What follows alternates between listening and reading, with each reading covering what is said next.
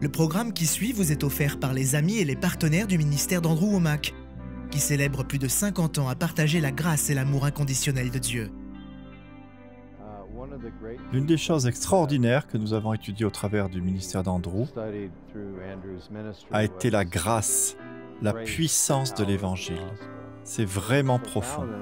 Et cette révélation que j'ai reçue a changé ma relation à Dieu, mais aussi le regard que je portais sur moi-même. Ça a été une expérience magnifique de recevoir cette révélation au travers du ministère d'Andrew. Bienvenue dans notre émission La vérité de l'Évangile avec Andrew Wommack, un ministère d'enseignement qui se concentre sur l'amour et la grâce inconditionnelle de Dieu. Et maintenant, place à Andrew pour un enseignement sur la parole de Dieu qui transforme les vies, à propos de la grâce, la puissance de l'Évangile. Bienvenue dans notre émission La vérité de l'Évangile. Aujourd'hui marque la fin de ma 3e semaine à enseigner verset par verset le livre aux Romains et c'est vraiment puissant. Ça me rend vraiment heureux. Cet enseignement que j'ai intitulé La grâce, la puissance de l'Évangile est sorti il y a quelques années, mais en l'enseignant à la télévision, je l'ai développé. C'est le même sujet, mais je me suis davantage attardé sur certains points. Il y avait 4 enseignements dans ce coffret et il y en a maintenant au moins 6. Et c'est la même chose pour les DVD. C'est un nouveau produit mis à jour et je vous encourage à vous le procurer. Les choses que nous avons abordées sont fondamentales. C'est l'Évangile. Si vous ne comprenez pas les choses dont j'ai parlé, si ce que j'enseigne vous est étranger, et je pense ne pas me tromper en disant que ces vérités sont étrangères à la plupart des chrétiens, ce n'est pas le genre de relation avec Dieu qu'enseigne le corps du Christ. Donc si cela vous est étranger et si c'est différent de ce que vous avez entendu, alors je suggère que vous n'avez pas encore compris l'Évangile. Et si l'on revient à Romains 1,16, on voit que l'Évangile est ce qui libère la puissance de Dieu dans nos vies. Si la puissance de Dieu n'est pas à l'œuvre dans votre vie, si vous savez que Dieu a plus de choses en réserve pour vous que ce que vous expérimentez, s'il vous semble que vous n'avez pas la puissance d'y arriver, c'est que vous ne comprenez pas l'Évangile. Cet enseignement peut radicalement changer votre vie. Nous sommes maintenant dans Romains au chapitre 5. Et hier, nous sommes arrivés au verset 13, et je l'ai déjà dit hier, mais j'ai une série entière intitulée « La vraie nature de Dieu », qui contient 6, 7 ou 8 heures d'enseignement sur le sujet. Nous n'avons pas le temps de nous y attarder, mais vous pouvez vous procurer ce matériel, vous pouvez appeler et ils peuvent vous donner toutes les informations nécessaires. Vous pouvez aussi vous rendre sur notre site internet où vous pourrez télécharger cette série gratuitement. Quasiment tout ce que j'ai sur mon site internet est entièrement gratuit. Laissez-moi revenir au verset 12 où il est dit « C'est pourquoi de même que par un seul homme le péché est entré dans le monde et par le péché la mort, de même la mort a atteint tous les hommes parce que tous ont péché. En effet, avant que la loi ne soit donnée, le péché était déjà dans le monde. Or, le péché n'est pas pris en compte quand il n'y a pas de loi. » Cette révélation m'a amené à partir à la découverte de ce que Paul voulait dire en écrivant que le péché n'est pas pris en compte.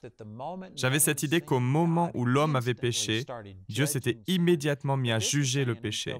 Mais ce passage dit que jusqu'à la loi, Dieu a fait preuve de miséricorde et maintenant que la loi n'entre plus en compte dans la manière dont Dieu interagit avec les gens, Dieu ne nous impute plus nos péchés. Dans 2 Corinthiens chapitre 5, je vais vous le lire rapidement pour ne pas faire d'erreur dans la citation.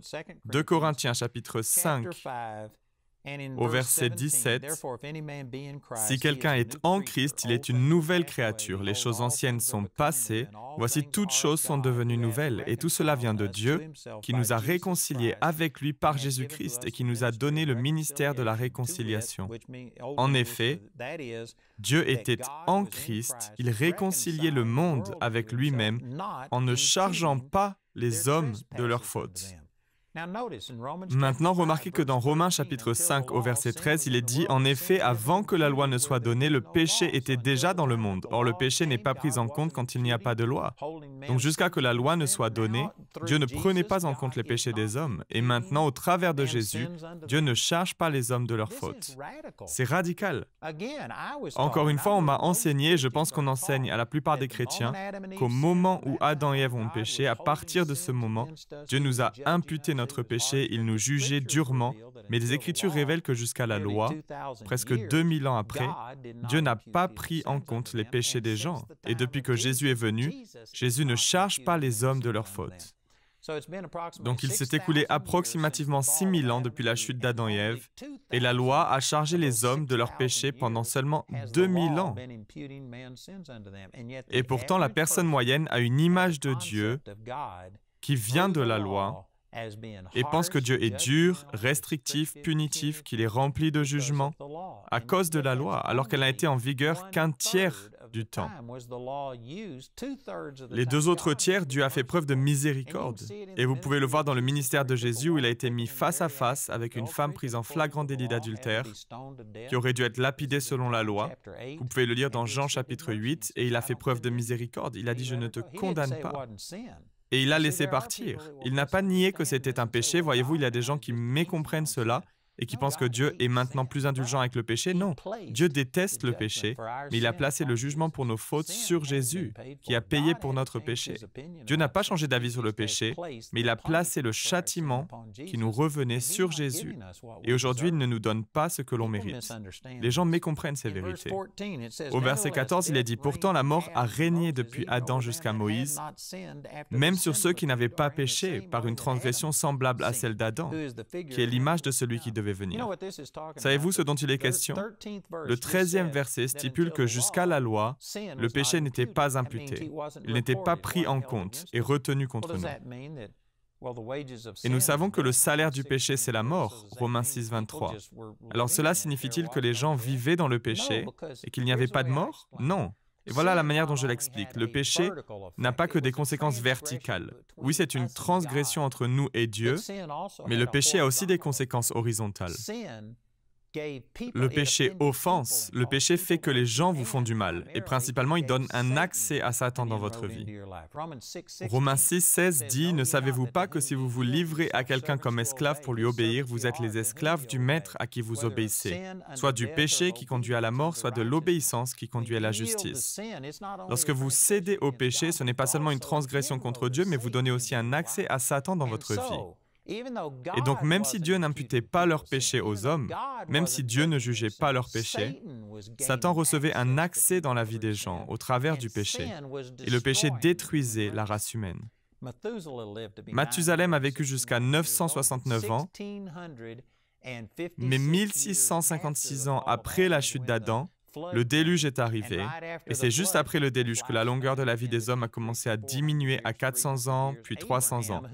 Abraham, qui a vécu approximativement seulement 300 ans après le déluge, quelque chose comme ça, il est dit qu'il est mort rassasié de longs jours à 175 ans. Et bien sûr, dans le psaume 90, Moïse a écrit que la vie de l'homme serait de 70 ans, pour les plus robustes de 80 ans. La longueur de la vie des hommes a commencé à diminuer parce que Satan y a eu accès au travers du péché. Donc les gens ont continué à mourir, et c'est ce qu'il est dit, pourtant la mort a régné depuis Adam jusqu'à Moïse, avant que la loi ne soit donnée, parce que même si Dieu ne jugeait pas, Satan détruisait la race humaine. Donc Dieu a dû freiner et limiter le péché, et la solution était la loi. La loi était une solution temporaire jusqu'à que Jésus vienne et paye pour nos péchés, qu'il les efface, et maintenant nous n'entretenons plus de relation avec Dieu au travers de la loi. Et au verset 15, à partir du verset 15 jusqu'à la fin du chapitre 5 du livre aux Romains, le Seigneur utilise une série de comparaisons. Et parfois, c'est une comparaison qui vient s'opposer à ce qui est présenté, qui établit que ce qui est arrivé à Jésus est à l'opposé de ce qui est arrivé à Adam. À partir d'un seul homme, Adam, la mort s'est étendue à tous. Mais maintenant, au travers de Jésus, c'est la vie d'un homme qui s'étend à tous. C'est similaire, mais ça va dans la direction opposée. Et il fait 5 comparaisons différentes. Et avant de lire ces versets, j'aimerais préciser que je me souviens du moment où Dieu m'a révélé ces choses. Je m'en rappelle comme si c'était hier. J'avais un ami qui essayait de me faire comprendre que Dieu m'aimait, non sur la base de ma propre bonté, mais sur la base de la bonté de Dieu. Que c'est ma foi en Jésus qui compte, qu'il m'aime, qu'il m'accepte et me justifie. Il me disait ces choses, mais ma façon de penser religieuse ne parvenait pas à l'accepter.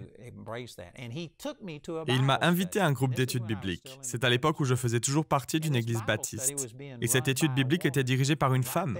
Et dès que j'ai su cela, j'ai été offensé.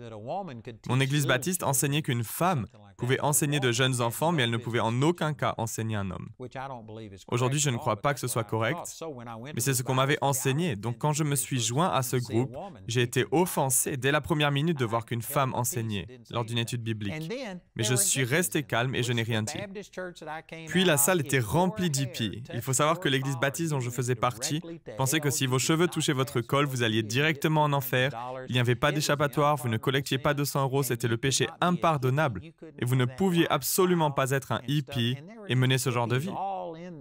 Mais cette pièce était remplie de hippies. Et à nouveau, j'étais offensé, mais je n'ai rien dit. Et j'essayais de faire preuve de grâce à leur égard, en pensant que ces gens avaient besoin de naître de nouveau. Mais ce qui m'a vraiment choqué, c'est lorsque ces hippies ont commencé à parler du fait qu'ils étaient justes. Qu'ils étaient justes aux yeux de Dieu, qu'ils étaient lavés et purifiés. Et vous savez, j'étais prêt à faire preuve de grâce à leur égard s'ils pouvaient admettre qu'ils étaient pécheurs. Alors j'aurais pu leur annoncer que Dieu voulait les pardonner. Mais lorsqu'ils ont commencé à affirmer être en règle avec Dieu, alors qu'ils avaient les cheveux longs, qu'ils s'habillaient bizarrement, ils ne respectaient pas toutes les normes de la société, lorsque j'ai vu ça, je n'ai pas pu le supporter. Je me suis donc levé et j'ai cité quelques versets. Ésaïe chapitre 64, verset 5, « Toute notre justice est pareille à un habit taché de sang. Il n'y a pas de juste, pas même un seul. Tous ont péché et sont privés de la gloire de Dieu. » Et je les ai descendus. Je leur ai dit qu'ils n'étaient pas justes, qu'ils étaient impies. Et au lieu de se mettre en colère, ce qui était la réaction à laquelle je m'attendais, ils ont répondu dans l'amour. Et Jésus a dit, c'est à cela que tous reconnaîtront que vous êtes mes disciples, si vous avez de l'amour les uns pour les autres. Donc cette réaction m'a fait prendre du recul. Ils ne sont pas entrés dans la confrontation, mais ils m'ont aimé et m'ont donné des versets à propos du fait que nous sommes la justice de Dieu, indépendamment de nos actions, mais par la foi, non par les œuvres. Ils ont commencé à citer des Écritures et ils avaient 10 passages pour chaque verset que je leur avais donné pour leur prouver qu'ils étaient impies. 10 versets qui disaient qu'ils étaient justes. Et ça m'a empêché d'aller plus loin. Je n'avais pas de réponse à leur donner. Je n'étais toujours pas d'accord avec eux, mais j'ai quitté cet endroit, je suis rentré chez moi et j'ai acheté une concordance biblique et j'ai cherché tous les passages de la Bible où les mots « juste » et « justice » étaient utilisés. Et il y en a des milliers. C'était avant que nous ayons des ordinateurs, c'était probablement en 1971 ou 72, quelque chose comme ça. Et j'ai écrit sur un bloc-notes chaque verset que j'ai trouvé. Et j'ai passé une semaine à jeûner, à prier et à étudier la parole 15 heures par jour, en écrivant chaque verset de la Bible où se trouvaient les mots « juste » et « justice ». Et à la fin de cette semaine, j'étais convaincu, à cause de ce que dit la Bible, qu'au travers de Jésus, nous étions justes. Il est dit dans 1 Corinthiens, chapitre 1, verset 30, que Jésus-Christ est devenu notre sagesse, notre justice, la source de notre sainteté et notre libérateur. Et lorsque je déclare que ma justice est pareille à un habit taché de sang, alors je parle de ma propre justice, ce que je fais moi-même. Mais si je parle du moi né de nouveau, de mon esprit, si je qualifie la justice de mon esprit d'habit taché de sang, cela revient à insulter Jésus car il est ma justice. J'ai vu ces vérités, et bien que je les ai vues, je n'ai pas pu m'en saisir entièrement car elles étaient contraires à ce que l'on m'avait enseigné. Et après une semaine à jeûner, à prier et à étudier, je suis arrivé à Romains chapitre 5, et ce sont ces versets, ces 5 comparaisons qui m'ont fait basculer de l'autre côté, qui m'ont finalement fait lever le drapeau blanc et me rendre. Je ne le comprends pas, je ne sais pas comment Dieu peut m'aimer et me rendre juste, mais la parole dit que je suis la justice de Dieu, et voici les versets qui ont ancré ces vérités en moi. Juste ici, Romains 5, verset 15, il est dit « Mais il y a une différence entre le don gratuit et la faute. » Ce passage explique que les deux choses sont comparables, mais opposées. Au travers d'Adam, tout le monde a bougé dans cette direction, vers le péché. Au travers de Jésus, tout le monde a bougé dans cette direction, vers la justice. Donc il est dit, mais il y a une différence entre le don gratuit et la faute. En effet, si beaucoup sont morts par la faute d'un seul, la grâce de Dieu et le don de la grâce qui vient d'un seul homme, Jésus-Christ, ont bien plus abondamment été déversés sur beaucoup. C'était vraiment puissant pour moi, car je ne négociais pas avec l'idée que nous sommes nés pécheurs. J'ai utilisé ces versets plus tôt cette semaine dans Éphésiens chapitre 2, versets 1 à 3, qui disent que nous sommes par nature des enfants du diable. Je savais que j'étais né avec la nature du péché. Je l'avais accepté, je n'avais pas de doute et de questions à ce sujet. Mais ce passage nous dit que de la même manière que nous sommes nés avec une nature pécheresse, lorsque nous sommes nés de nouveau avec la nature de la justice. Vous êtes en règle avec Dieu. C'est comme une pièce. Si vous admettez que le côté face est réel, alors il vous faut aussi admettre que le côté pile est réel. Si un côté est authentique, alors l'autre doit l'être également. Vous ne pouvez pas vous contenter d'accepter qu'un côté de cette vérité. Si vous acceptez l'idée que vous êtes né pécheur, alors il vous faut accepter que vous êtes né de nouveau, juste. Je ne l'ai pas compris tout de suite, mais j'ai vu cette comparaison. J'ai vu la conclusion à laquelle elle menait, et j'ai dû dire, Dieu, ça doit être vrai. Puis il est dit la même chose, mais simplement avec des mots différents au verset suivant. Et il y a une différence entre ce don et les conséquences du péché d'un seul. En effet, c'est après un seul péché que le jugement a entraîné la condamnation, tandis que le don gratuit entraîne l'acquittement après un grand nombre de fautes. J'avais accepté que le jugement était tombé sur moi au travers d'Adam. Mais si j'accepte cela, il faut aussi que j'accepte qu'au travers de Jésus, maintenant ce don gratuit m'a été offert en dépit de mes nombreuses offenses. C'est simple. Au verset 17, si par un seul homme, par la faute d'un seul, cela parle d'Adam, la mort a régné. La mort a régné dans votre vie et dans ma vie, non à cause de ce que nous avons fait individuellement, mais parce que Adam a commencé tout cela. Nous sommes tous nés avec une nature pécheresse et la mort régnait en nous parce que nous étions séparés de Dieu depuis le sein de notre mère. Nous étions séparés de Dieu et de sa vie. La mort régnait en nous. Et si vous acceptez cela, si vous acceptez que par la faute d'un seul la mort a régné, ceux qui reçoivent avec abondance la grâce et le don de la justice régneront à bien plus forte raison dans la vie par Jésus-Christ lui seul.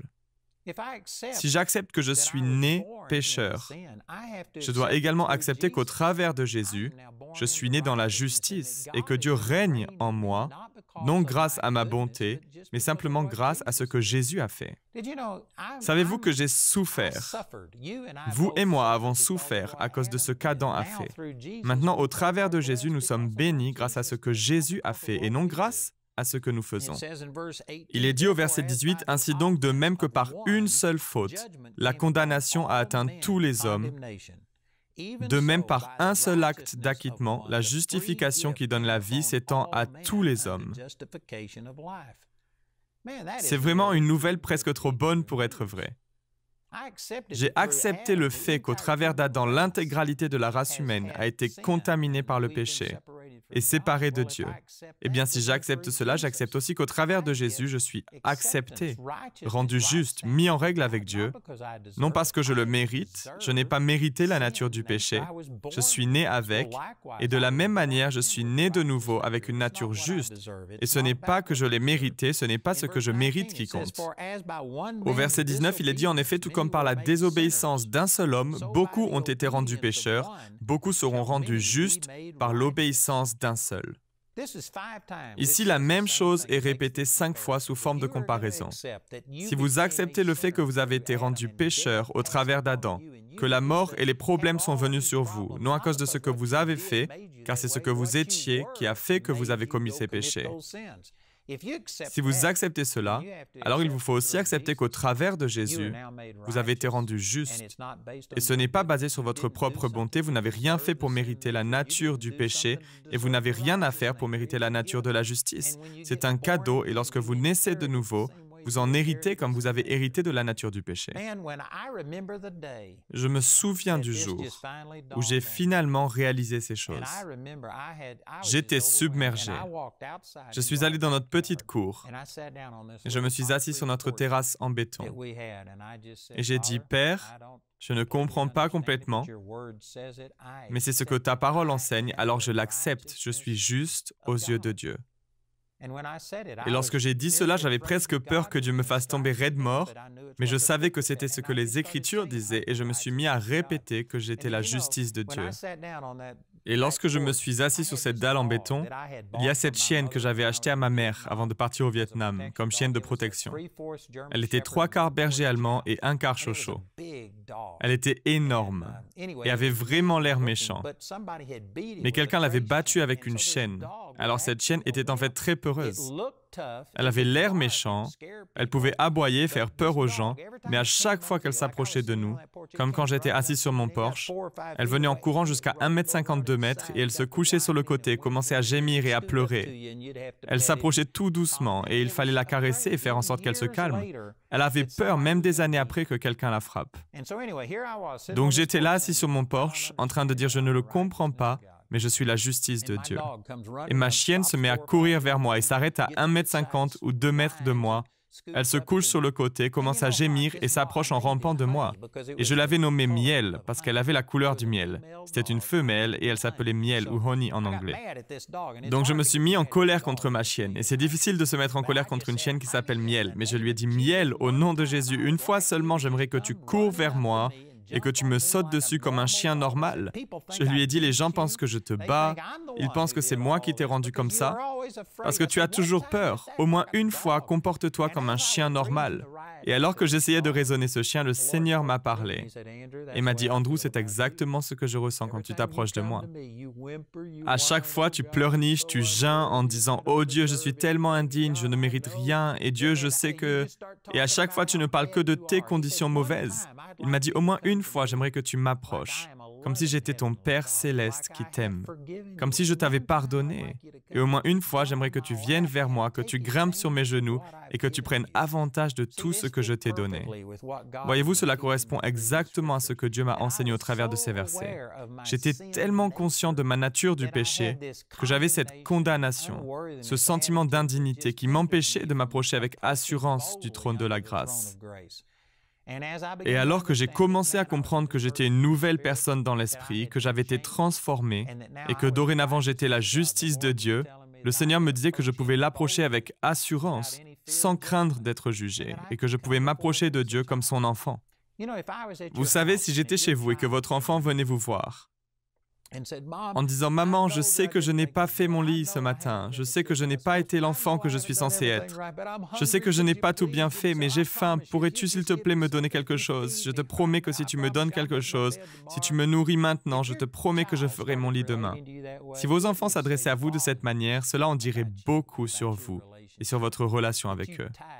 Que vous exigez qu'ils fassent tout bien pour les nourrir et leur donner quoi que ce soit. Mais non, un enfant s'approche et même s'il n'a pas tout bien fait, il dit « Maman, j'ai faim, donne-moi quelque chose à manger. » Et le parent donne par amour.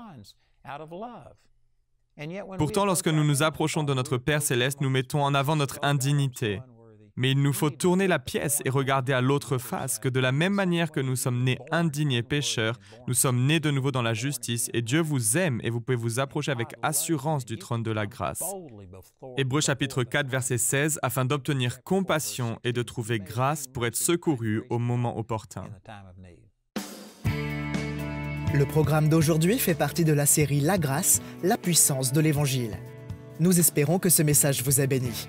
Notre ligne téléphonique est ouverte aux heures indiquées à l'écran. Appelez-nous si vous avez des questions sur ce programme, si vous avez besoin de prières ou si vous désirez commander l'un de nos enseignements. Vous pouvez nous contacter au numéro qui s'affiche à l'écran. Ce programme a été rendu possible grâce au soutien financier de nos partenaires. Si vous souhaitez devenir partenaire, vous pouvez le faire en appelant ces mêmes numéros. nous vous proposons un livre sur le même sujet que l'émission d'aujourd'hui, intitulé « La grâce, la puissance de l'Évangile », que vous pouvez vous procurer pour 12 €. Les 30 émissions de cette série sont disponibles en DVD pour 22 €. Vous pouvez également vous les procurer en CD pour la somme de 15 €. Si vous commandez les deux formats, CD et DVD de manière simultanée, le prix de l'ensemble est de seulement 30 €. Vous pouvez aussi opter pour les fichiers audio MP3 et vidéo MP4 sur clé USB, toujours pour 30 €. Le guide d'études est pour l'instant seulement disponible en anglais. Il inclut le contenu du livre ainsi que des questions en rapport avec chaque sujet abordé afin de l'étudier seul ou en groupe. Pour tous nos téléspectateurs qui se trouvent en dehors de l'Europe, tous les produits que nous vous présentons sont disponibles dans nos bureaux situés dans votre région. Vous pouvez les contacter grâce aux coordonnées qui s'affichent sur votre écran afin d'en connaître le prix dans votre monnaie locale. Andrew a à cœur que chacun puisse écouter ou regarder ce programme à sa convenance et puisse le partager avec d'autres. Si vous ne pouvez pas vous permettre d'acheter les CD ou DVD, nous vous enverrons un lien afin de télécharger gratuitement l'enseignement de cette semaine en version audio MP3. Notez que vous ne pouvez profiter de cette offre qu'en appelant notre ligne téléphonique. Vous pouvez nous appeler dès maintenant au numéro qui s'affiche à l'écran. Nous nous ferons un plaisir de répondre à vos questions, de prier avec vous ou de vous aider à commander l'un de nos enseignements. Notre ligne est ouverte durant les heures inscrites à l'écran. Nos opérateurs téléphoniques répondront en français ou en anglais selon les informations qui se trouvent sur cette annonce. Toutes les ressources d'Andrew en français se trouvent dans les boutiques en ligne des sites internet de nos bureaux affichés à l'écran. Vous pouvez également nous joindre par email en français et en anglais aux adresses qui s'affichent sur votre écran. Nous avons hâte d'avoir de vos nouvelles. La prochaine fois dans La vérité de l'Évangile. Toute personne qui prendrait les déclarations de Paul, que je suis en train de répéter et enseigner ici, et se disait « je peux aller vivre dans le péché », parce qu'il y a la grâce de Dieu, alors vous n'êtes pas né de nouveau, vous ne possédez pas une nouvelle nature. Vous avez toujours une vieille nature et vous êtes simplement en train d'utiliser cela pour justifier le fait de permettre à votre nature pécheresse de vous dominer. Mais si vous êtes réellement né de Dieu, alors on voit qu'il est dit dans Romains 6, verset 2, « Persisterons-nous dans le péché ?» Et c'est le verset 1. « Persisterons-nous dans le péché pour que la grâce abonde ?» Certainement pas. Nous qui sommes morts pour le péché, comment pourrions-nous encore vivre dans le péché? Avant de naître de nouveau, avant la nouvelle naissance, vous aviez une nature en vous qui était morte aux choses de Dieu. Vous savez, le mot « mort » a une signification différente pour nous que pour Dieu. Lorsque vous parlez de mort pour une personne, cela veut tout simplement dire que vous cessez d'exister, vous n'êtes plus rien. Mais ce n'est pas la signification que donne la Bible au mot « mort ». Dieu a dit à Adam que le jour où il mangerait du fruit de la connaissance du bien et du mal, le jour où il en mangerait, il mourrait certainement. Il n'est mort physiquement que 930 ans plus tard. Mais ce jour-là, la mort spirituelle s'est produite. Il a été séparé de Dieu. C'est ce que signifie le mot « mort » pour Dieu. La séparation. Lorsqu'une personne meurt physiquement, elle ne cesse pas d'exister, elle existe toujours. La Bible enseigne que notre esprit et notre âme vont au Père. Il est écrit dans Jacques chapitre 2 et au verset 26, « Car comme le corps sans l'esprit est mort, la foi sans les actes est morte. » Ce qui cause la mort et la séparation, c'est le fait que votre esprit quitte votre corps. Votre esprit ne cesse pas d'exister, mais il va soit auprès de Dieu, soit en enfer. Mais vous continuez d'exister. La mort n'est pas la fin de l'existence, mais c'est la séparation. Et lorsque vous naissez dans vos fautes et vos péchés, et j'ai déjà utilisé à de nombreuses reprises le verset dans Éphésiens 2:1, mais cela ne veut pas dire que votre esprit est mort dans le sens qu'il ne fonctionne plus. Il est toujours vivant. Il fonctionne, mais il fonctionne indépendamment de Dieu. Rejoignez-nous prochainement pour plus de La vérité de l'Évangile.